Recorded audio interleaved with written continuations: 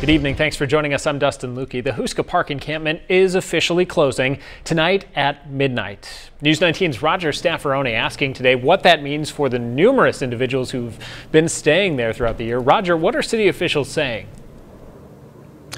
Thanks, Dustin. Earlier today, I asked that question to both La Crosse Mayor Mitch Reynolds as well as City Homeless Service Coordinator Brian Sampson.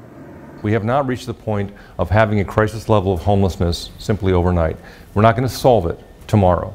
We're not going to solve it by next year, frankly. It's going to be a while. It's going to take a while. Houska Park Campground was the summer solution, but now it's fall and it's time for a transition for everyone currently here. So we've been going back for months now, connecting people with more appropriate places for them to stay, like existing shelters, like helping them connect with friends and family that they can stay with as well. And that's the key thing, is that everybody comes with a different story and a different background, and so we have to treat them as just in that very same way. So we have to meet people where they're at, identify what their needs are, and then try to meet those needs.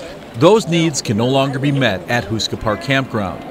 The City of La Crosse notice of closure says water and power will be shut off tomorrow and all personal belongings need to be removed. We're continuing to connect people and push people toward resources. That's what we're committed to doing, is connecting people toward resources, toward places that are safe and appropriate for them to stay in over the winter.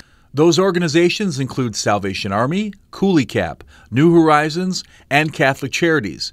As people find a place to go, what happens to their personal belongings becomes an issue. So every location, like Salvation Army, has a policy for storage and what belongings people can bring. Catholic Charities and their warming center has their own policy.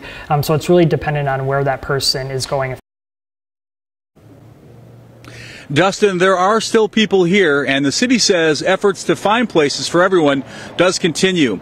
And Dustin, while the city notice states that the park will officially close at midnight, there's been no official word on what happens come morning. We'll throw it back to you. Continue to watch and see what happens. Thanks, Roger. This year it was noted that hotel accommodations will not be provided like last year. La Crosse County vouchers have been reserved for families in need that are in the county system.